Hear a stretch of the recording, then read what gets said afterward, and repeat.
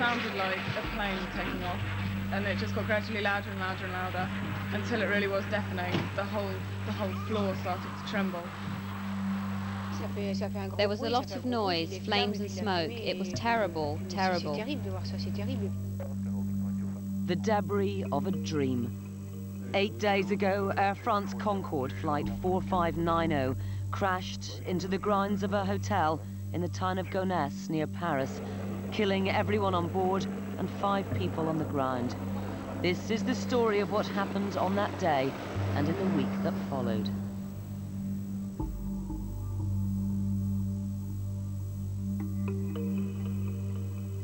On the afternoon of Tuesday, the 25th of July, passengers began to arrive at Paris Charles de Gaulle Airport for the trip of a lifetime. 100 people, mostly from Germany, each paid more than £1,000 to fly Concorde to New York to join a luxury cruise of the Caribbean. Meanwhile, the pilot, Captain Christian Marty, and his crew were doing their pre-flight safety checks. Marty already knew from the previous flight log there was a problem with engine number 2, which had a faulty thrust reverser, a device essential to slow the aircraft. Although the plane had been cleared for flight, he insisted on it being replaced. The flight scheduled departure time came and went, but the passengers didn't seem to mind. They were not the usual demanding business types, they were traveling for fun. The maintenance team salvaged a reverse thruster from another Concorde. In all, the repair took 30 minutes. The plane was full. Demand for tickets had been so high back in Germany, travellers are said to have flipped coins for the last places on the supersonic jet. These passengers thought they were the lucky ones. An hour and 6 minutes late, Concorde taxied onto runway 26 for a 3-hour flight to New York, travelling faster than sound. In just over 40 seconds, the plane reached 130 miles an hour. It was about to reach a takeoff speed of 190, known as V1, the point of no return. There is a decision speed, what we call in French decision speed. Beyond this speed, you cannot stop the aircraft on the runway. This speed depends on the weight of the aircraft, on the length of the runway, and the METS report. 56 seconds down the runway, the control tower told Marty an engine was on fire. One of the pilots reported a breakdown in engine number 2. They had the information that the fire was at the left-hand side of the aircraft, was given to the crew after this decision speed. So Captain Marty and his crew could not do anything than take off this aircraft. Too late to stop, the plane lifted up into the Paris sky. Then the captain reported the undercarriage wouldn't retract. Within seconds, engine number 1 lost power. From the ground, eyewitnesses could see a 200-foot plume of flames trailing from the wing. These pictures were taken by the wife of a Spanish lorry driver, Patrocinio Martinez, filming from the cab of a lorry as they drove past the perimeter fence. I was already filming as we left Paris, and my husband Roberto said to me, "Look, maybe Concorde's going to take off." And then he looked up and said, "Look, there it is now." So I began filming. Then he said, "That's unusual, it's on fire." Y claro, él me empezó a decir, graba, graba, que esto no es normal. Porque dice, se está quemando. Unable to go back, pilot Christian Marty tried to land at nearby Le Bourget airport, but he was losing power and control. Instead, Concorde flipped to the left and then careered to the ground. I'd just finished my shift at Charles de Gaulle. I saw that Concorde was about to take off, but that one of the engines on the left of the plane was on fire, and then the second engine on the left caught fire. After that, the plane just couldn't get enough height. It spun to the left and then dropped like a stone. Quite clearly, the sort of horrendous scale of that failure totally overwhelmed the flight crew. There was nothing, in other words, in my view, that they could do about it. They did their best, but it was a situation that was so abnormal and so out of the ordinary that it literally overwhelmed them. Christine Turpin runs a petrol station near the crash site. In the forecourt, she found a piece of a Concorde seat. There was a lot of noise, flames and smoke. It was terrible to see it because there were people inside dying, being burnt alive, and you couldn't do anything. It was horrible. There were pieces of debris still falling from the sky 5 to 10 minutes after the crash. A piece of the undercarriage even fell onto a colleague's car. As we continued our journey, the only thing she kept saying was, "Please God, I hope that that plane was empty."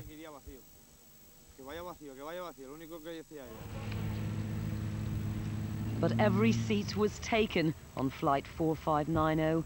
109 passengers and crew died in the crash. Concorde also killed 5 people on the ground, workers in the hotel.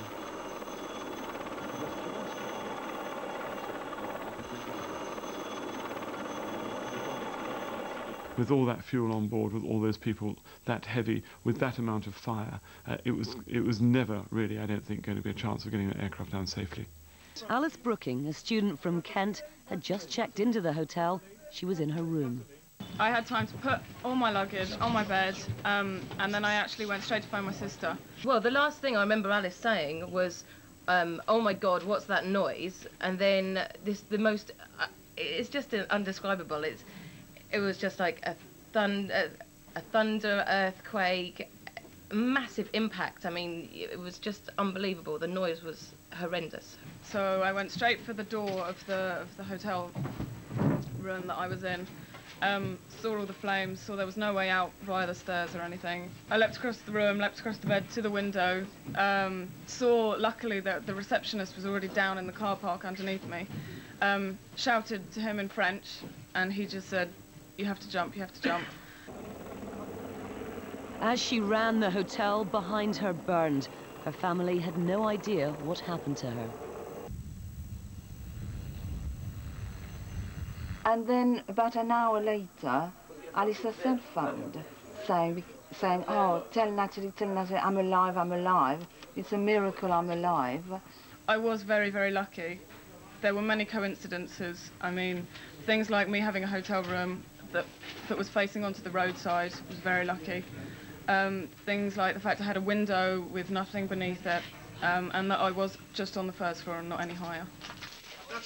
Alice's escape now seems not just lucky, but miraculous. Yves Cousquer, president of Paris Airports, flew immediately to the scene by helicopter. It was really dramatic because the approach with the smoke, it was burning still with all the firemen at work, but under the smoke it was impossible to see the plane. No shadow of the plane. It was black, black, black, and this was an awful spectacle. Local worker Ludwig Bellon watched Concorde plummet. He ran to the scene. The front of the hotel had been destroyed. The plane had crashed into it. Fortunately, there weren't many people in it at the time, but still, too many victims, nevertheless. Heureusement, il n'y avait pas beaucoup de gens dans l'hôtel, mais trop de victimes quand même. It's 6:30 on Tuesday evening, the headlines. Concorde crashes outside Paris, killing more than 100. An Air France Concorde has crashed on takeoff from Charles de Gaulle Airport. As news of the crash spread worldwide, emergency services at the scene doused the flames. Investigators began hunting for clues as to what caused the disaster. In New York, news was sinking in that passengers due to arrive for the Caribbean cruise were never going to make it.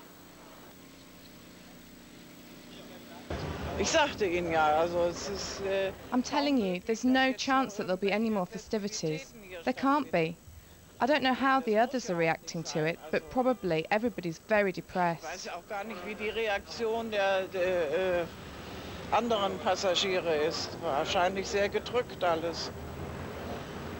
By now, all flights from Charles de Gaulle were cancelled and Concorde was grounded in Paris and London. As night fell in Paris, the wreck was still burning. Acrid smoke billowed across the open fields as the workers toiled at their grim task. Bodies were found and removed. Orange cones marked body parts.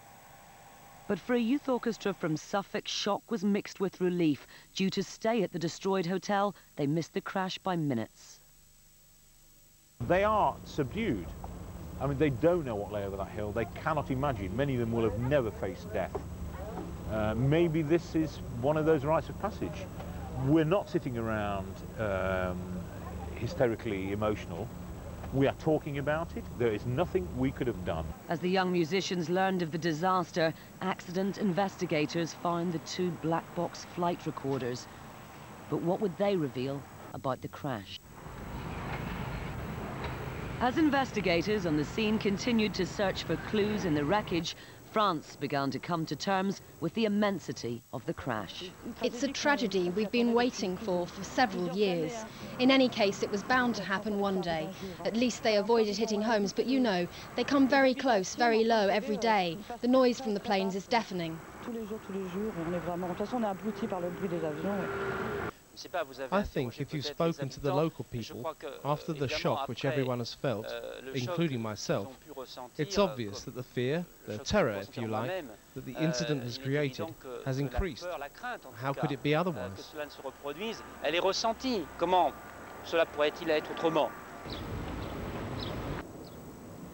French President Jacques Chirac, who had witnessed the crash from the window of his plane at Charles de Gaulle, arrived in Gonesse to visit the scene and meet grieving relatives who had arrived from Germany. A memorial service in Paris was held in honor of the dead. Air France staff came to pay their last respects to passengers and crew, many their own friends. One friend in particular was the pilot Christian Marty, a cyclist and climber. He was the first man to windsurf across the Atlantic. Eric de Rivi was a close friend of Marty's and had flown with him. He was a quiet man in the cockpit. It was very nice to work with him. Germany was in shock.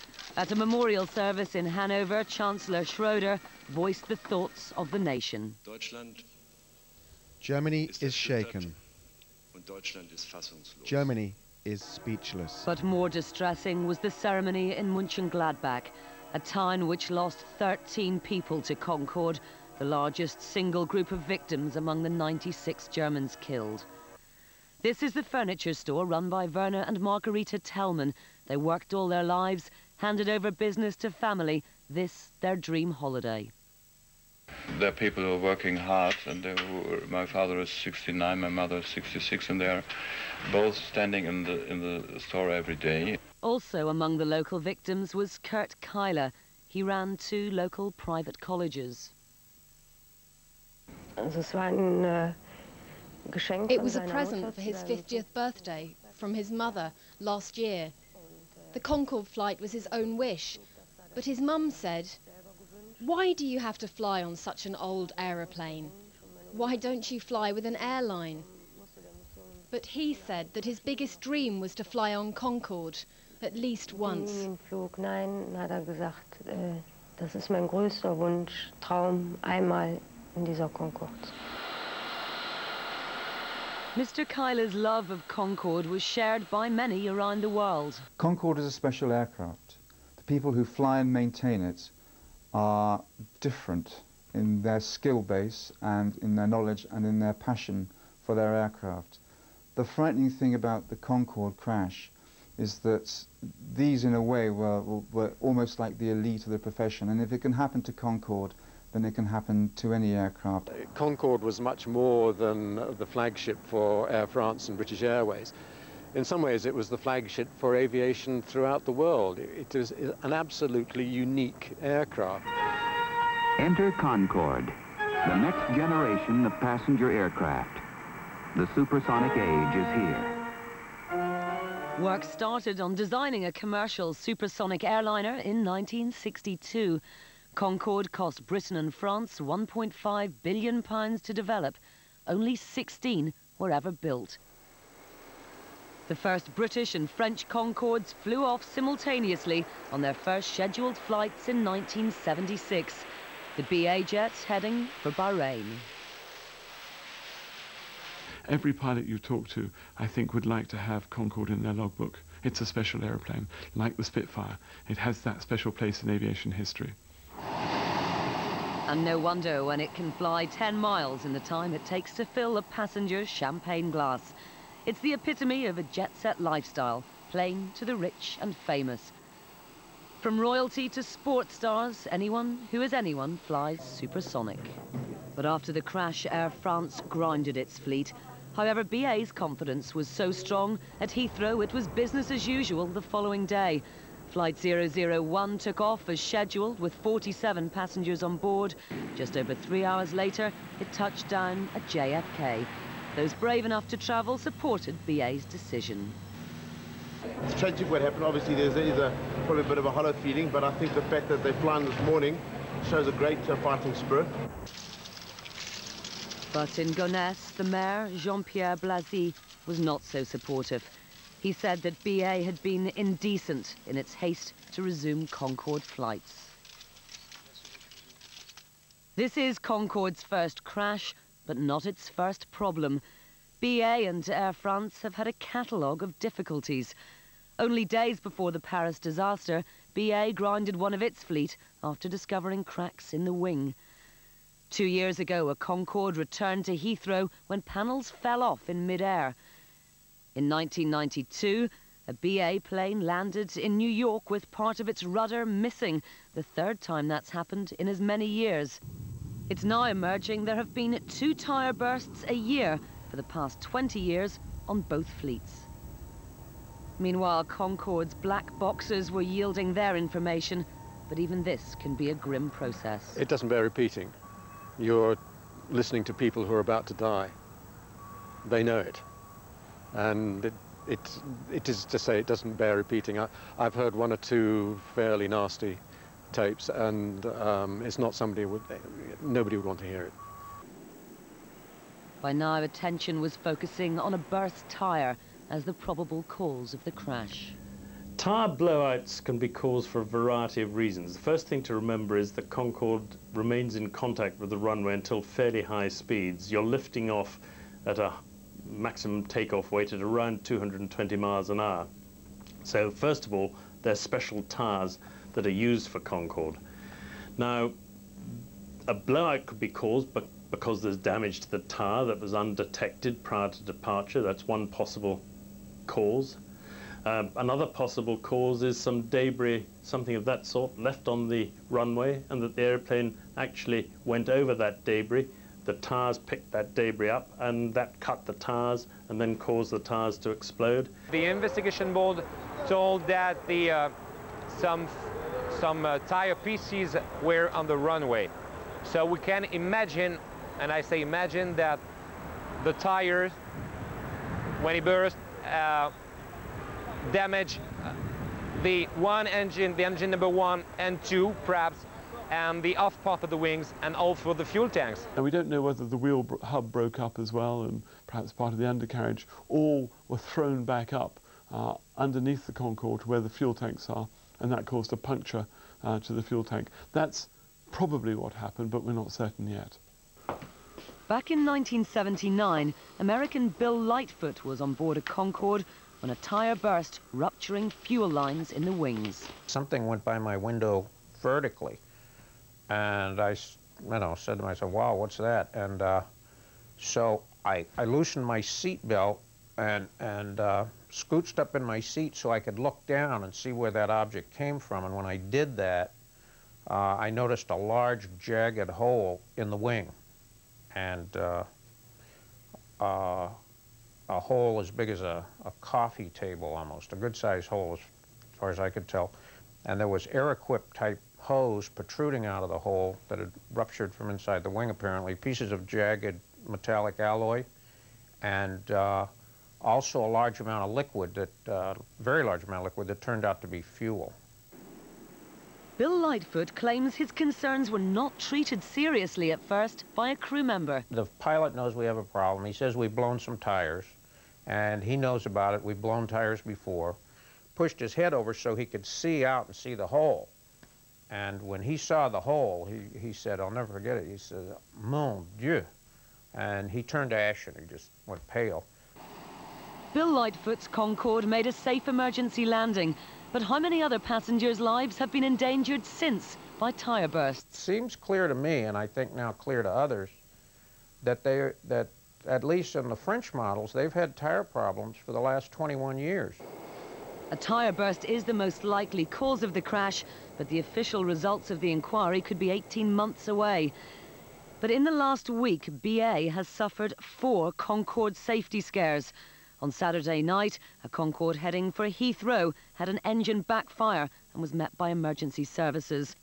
On Sunday, another Concorde due to leave Heathrow had refuelling problems. Passengers were transferred to another flight. And on Sunday night, another Concorde had to divert to Canada after passengers smelt fuel in the cabin. Only yesterday, the same Concorde, which made an emergency landing at Heathrow on Saturday, was taken out of service after engine problems. So can Concorde's public image ever recover? I think it's put a lot of fear into people. I think it's made people think twice because you thought that nothing would ever go wrong with Concorde. My views haven't changed. I think it's a technical sound aircraft and I'll be happy to fly on it. No different. I'd fly it again. I don't know. I wouldn't like to fly on it. I personally would travel on Concorde any time. If I wanted to go to the States, that would be my first choice. The Caribbean, that would be my first choice. Interestingly enough, just this weekend, I was at a major charity event, and one of the major prizes was a trip on Concorde. And just about everybody at this function, and there must have been close to 1,000 people, were bidding for the prize. But with Air France Concorde grounded indefinitely, could this signal the end of the supersonic dream? I'm a great fan of the Concorde. I think it's the most beautiful aeroplane or jet aeroplane that's flying. We have to be realistic. There could be that there'll be something there which means that we have to say goodbye to Concorde. I don't think it will be. I think we'll find that this was a freak, a one-off, a series of coincidences that all came together to create a catastrophe. I don't believe this accident will be the end of the supersonic dream.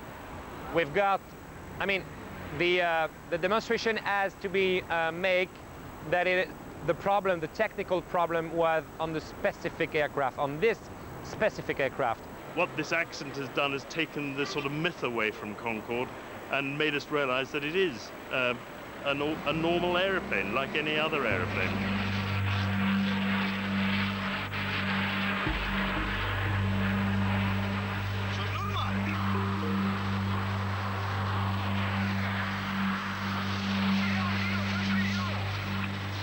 Zet je, houdt hier van voor.